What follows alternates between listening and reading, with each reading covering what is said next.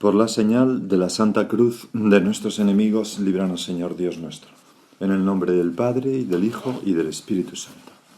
Señor mío y Dios mío, creo firmemente que estás aquí, que me ves, que me oyes. Te adoro con profunda reverencia. Te pido perdón de mis pecados y gracia para hacer con fruto este rato de oración. Madre mía Inmaculada, San José, mi Padre y Señor, Ángel de mi guarda, interceded por mí. Hoy tenemos en el Evangelio la parábola del administrador injusto, que es una parábola muy curiosa, es un tanto desconcertante.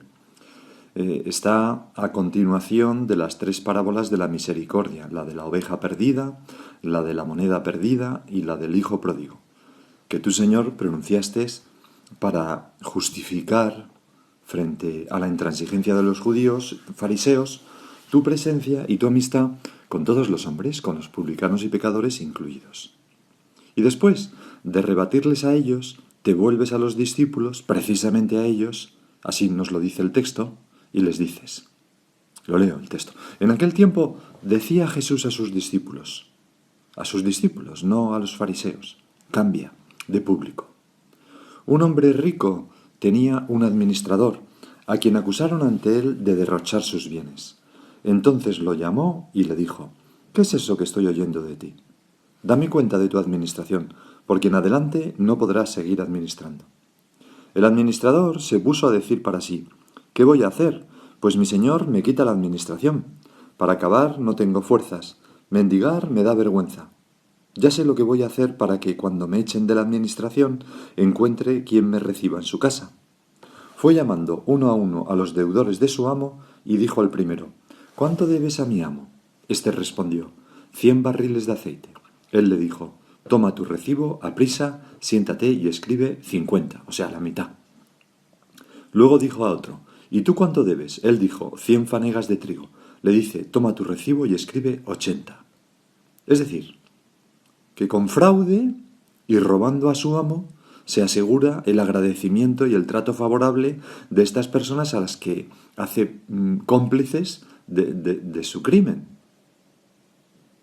Y el amo alabó al administrador injusto porque había actuado con astucia. Ciertamente, dice Jesús, los hijos de este mundo son más astutos con su propia gente que los hijos de la luz.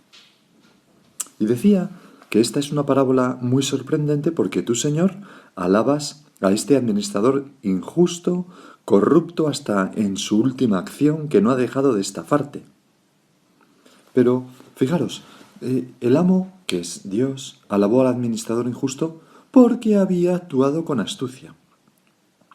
Es decir, tú alabas, Señor, no su injusticia, sino su astucia previsora, aunque desgraciadamente esté al servicio de su propio interés, nada más. Y podemos entender un poco mejor lo que esta parábola nos quiere decir si nos damos cuenta que el Evangelio que hemos leído acaba con una queja del Señor sobre los cristianos, sobre los hijos de la luz, sobre ti, sobre mí. Los hijos de este mundo, dice Jesús, son más astutos, y lo dice con pena, con su propia gente que los hijos de la luz. Es decir, los hijos de la luz son poco espabilados. No piensan, no se afanan en hacer el mundo más cristiano.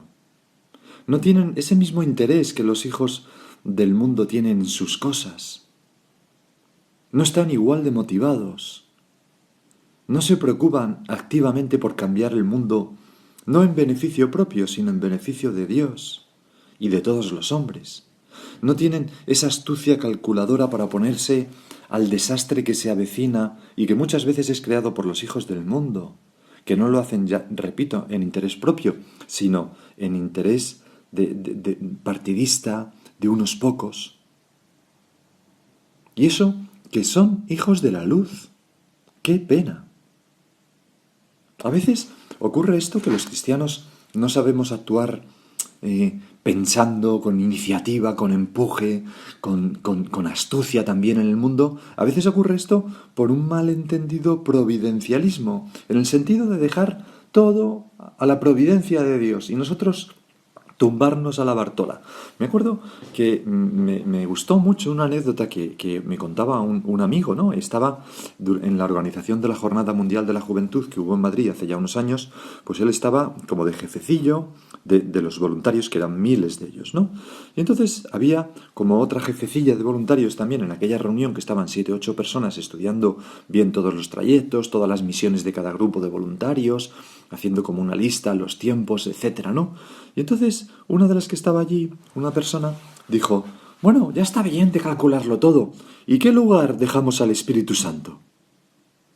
Como diciendo: vamos a no trabajar tanto esto y ya veremos lo que pasa, y que el Espíritu Santo suscitará lo que... No, no, no, no. Mal. Me acuerdo que mi amigo le contestó: pues mira, ciertamente le dejamos al Espíritu Santo el lugar que él quiera tomar, pero nosotros ponemos todos los medios a nuestro alcance para que las cosas salgan bien, porque para eso Dios nos ha hecho seres inteligentes y con capacidad de pensar y de adelantarnos a los problemas y de preverlos y de solucionarlos. Y no entiendo por qué, si yo en mi trabajo, que me pagan una pasta, tengo que hacer esto, no lo tengo que hacer cuando se trata de las cosas de Dios. Me parece que sería hacer un flaco servicio a la Iglesia. Y creo que tiene toda la razón. Hay que poner todos los medios humanos, decía San José María, como si no existieran los sobrenaturales, y todos los sobrenaturales como si no existieran los humanos. Pero las dos cosas: Jesucristo es perfecto Dios y perfecto hombre. Y no se pueden poner joyas, las virtudes sobrenaturales, la fe, una fe gorda, gorda, gorda, en paños menores, es decir, en las virtudes sin que haya virtudes humanas. Necesitamos la diligencia, la prudencia, etc. Los seres humanos somos personas, imagen de Dios. Y hemos sido creados precisamente para trabajar, para cristianizar el mundo a través de nuestro trabajo. Me acuerdo un amigo mío que contaba, ¿no?, cómo le contrataron en una empresa. Pues llegó allí y entonces le empezaron a preguntar y él les interrumpió un poco las preguntas. Le contrataban de ejecutivo, ¿no? Y dice: mira, vamos a ver. Esta persona había sido marino de guerra, oficial de la Armada, ¿no? Y entonces decía: vamos a ver, mira, te voy a explicar. Yo soy una persona que sé solucionar problemas. Tú me das un problema y lo sé solucionar. No me preguntes si sé de chips, de aviones, de tal, es lo de menos. Yo sé solucionar problemas. Y si te sirve, contrátame. Y si no, pues contrata a otra persona. Bueno, lo contrataron, ¿no?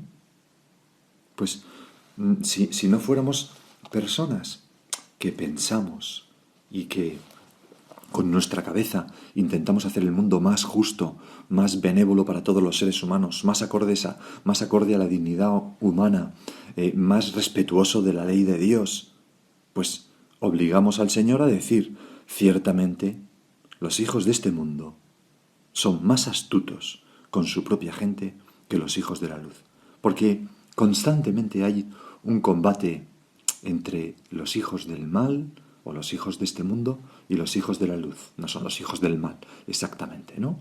Pero gente que quiere instaurar sus doctrinas que muchas veces van en contra de la vida, en contra de la familia, en contra de la libertad. Y los cristianos, con todos los hombres de buena voluntad, tenemos que combatir no solamente en contra de esto, que es lo de menos, sino a favor de la justicia, la libertad, la familia, la vida, positivamente, pensando.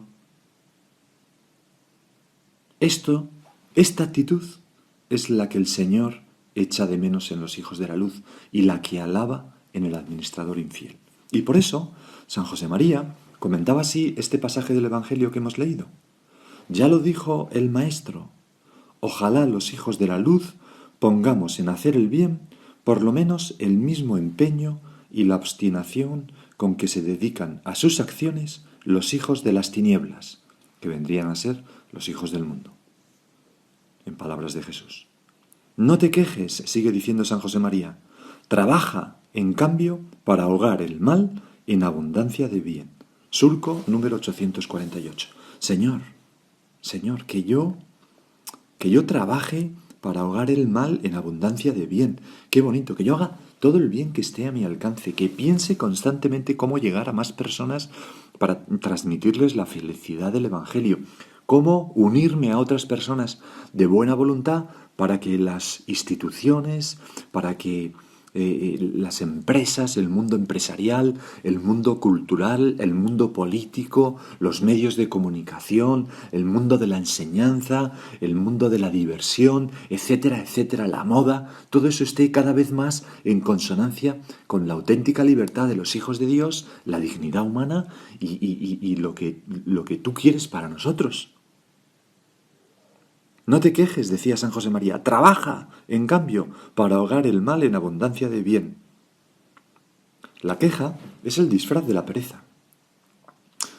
Nos vamos quejando, y mientras nos vamos quejando vamos abriendo la cama, primero la manta, luego la sábana y ya nos metemos dentro ya a dormir. A eso lleva la caja. Es el disfraz de la pereza. Estas personas, que podemos ser nosotros, ojo, que empezamos a decir qué mal está el mundo, qué desastre esto, Oye, ¿y qué haces tú? ¿Y qué podrías hacer de más? Seamos proactivos. Corresponde además especialmente a los cristianos laicos. Esto nos lo decía el Vaticano II y la Christis Fidelis Laici. Transformar el mundo desde dentro corresponde especialmente a los laicos. Por tanto, Señor, fuera pasividades, ¿no? No queremos hacerte decir, ciertamente los hijos de este mundo son más astutos con su propia gente que los hijos de la luz, que parece que no hacen más que quejarse y no hacen nada. Señor, yo no quiero pasividad en mi vida. Y por eso me preocupo por transformar el ambiente en el que tú me has puesto. Decía en una ocasión don Álvaro, en una carta que dirigía a sus hijos en el año 78, el beato Álvaro del Portillo. Pregúntate, ¿por qué no logro todo el fruto apostólico que Dios espera de mí? ¿A cuántas almas me dirijo para convertirlas o para acercarlas más a Dios?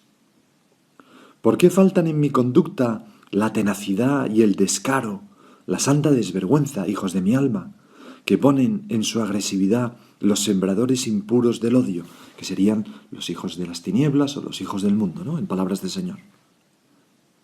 ¿Por qué me conformo con excusas vanas para no hablar claramente de Dios a más personas? ¿Por qué esa tardanza y esos rodeos? ¿Por qué esa prudencia? O mejor, esa cobardía y esa comodidad, que no es prudencia. ¿Por qué esa pasividad? ¿Por qué tanta remolonería para hablar de la obra con ese amigo? Se refiere del Opus Dei, porque está hablando a sus hijos del Opus Dei, ¿no? Pero nosotros podemos sustituir esta palabra por ¿por qué esa remolonería para hablar de la Iglesia con ese amigo? Ante esas preguntas, tú, hijo mío, ¿no descubres nada que hayas de corregir? Pues Señor, quizás yo descubro muchas cosas en las que debo corregirme. Para ser como los hijos... ser mejores que los hijos de este mundo, ser los hijos de la luz que tú quieres verdaderamente. Personas que ponen en práctica todo el bagaje que Dios les ha concedido para hacer el bien, para ahogar el mal en abundancia de bien. Piensa, por ejemplo, ahora en qué hacemos tú y yo por influir en la sociedad, en las leyes, en la política. Es muy importante la política. Ojalá que muchos cristianos se decidan a vivir su fe en medio de un trabajo profesional que tenga que ver con la política. Pues es muy necesario. Hay todo un capítulo de la Fratelli Tutti que titula así precisamente la mejor política y dice unas cosas que a mí me han impactado. Ver cómo el Papa nos anima. Empieza diciendo la situación, ¿no? Dice, para muchos la política hoy es una mala palabra. Y no se puede ignorar que detrás de este hecho están a menudo los errores, la corrupción, la ineficacia de algunos políticos. A esto se añaden las estrategias que buscan debilitarla, reemplazarla por la economía o dominarla con alguna ideología. Todo esto lo vemos continuamente.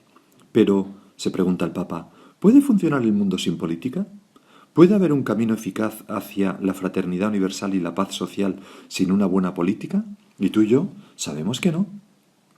Que el hombre es un animal político por naturaleza. Señor, tú nos has creado así, nos has creado a tu imagen y semejanza para las relaciones y por tanto es muy importante que la política pues sea una política buena, de hombres de buena voluntad, hombres y mujeres, ya se entiende. Entonces el Papa titula un apartado, la política que se necesita. Y fijaros qué cosas nos dice. Necesitamos una política que piense con visión amplia, Ante tantas formas mezquinas e inmediatistas de política, recuerdo que la grandeza política se muestra cuando en momentos difíciles se obra por grandes principios y pensando en el bien común a largo plazo. Reconocer a cada ser humano como un hermano o una hermana y buscar una amistad social que integre a todos no son meras utopías. Exigen la decisión y la capacidad para encontrar los caminos eficaces que las hagan realmente posibles. Cualquier empeño en esta línea se convierte en un ejercicio supremo de la caridad. O sea, está diciendo el Papa, desde la política se puede vivir muy bien la caridad. Porque un individuo puede ayudar a una persona necesitada, pero cuando se une a otros para generar procesos sociales de fraternidad y de justicia para todos, que eso hace la política y otras cosas como los movimientos civiles, ¿no? Pero entra en el campo de la más amplia caridad, la caridad política. Se trata de avanzar hacia un orden social y político cuya alma sea la caridad social. Una vez más, convoco a rehabilitar la política, que es una altísima vocación, es una de las formas más preciosas de la caridad porque busca el bien común.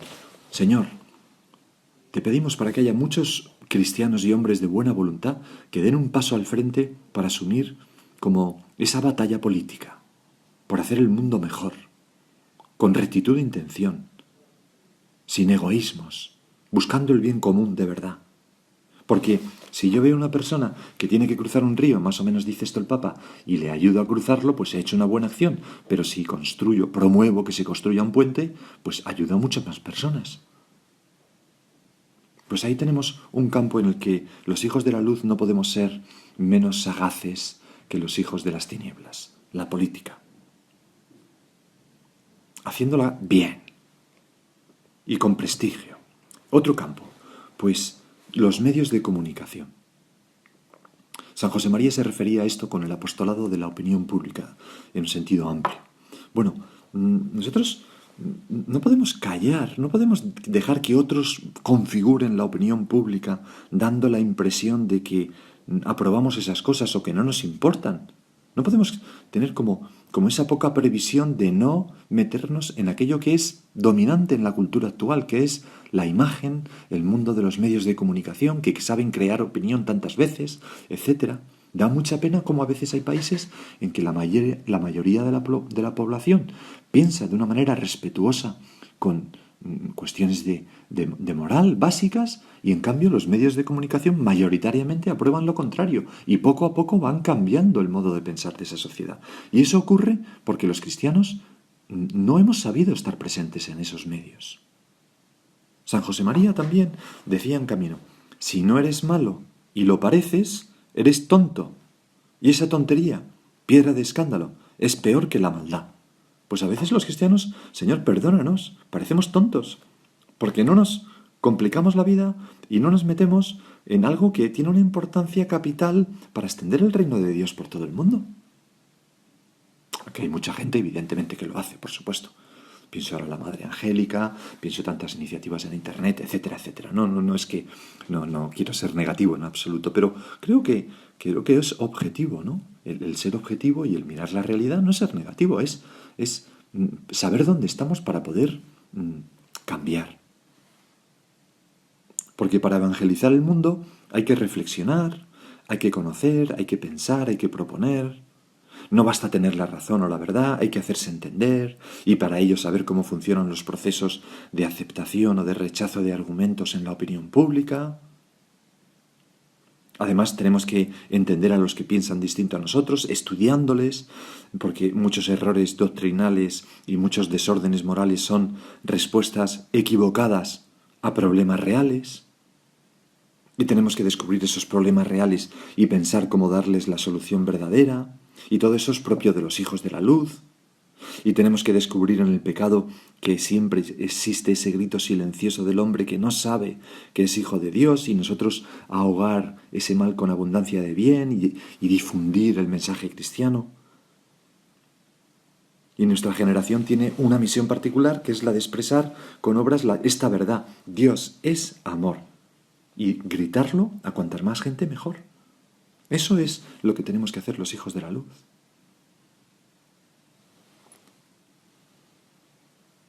Señor, ¿Cuántas cosas salen de este Evangelio tuyo, no?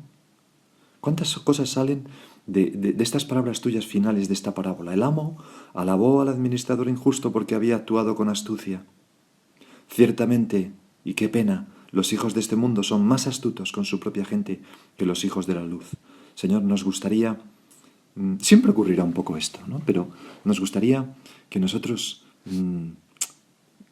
motiváramos que tú en el cielo dijeras, caramba, pues parece que los hijos de la luz están espabilando. Y me están haciendo caso a ese mandato de creced, multiplicaos y dominad la tierra.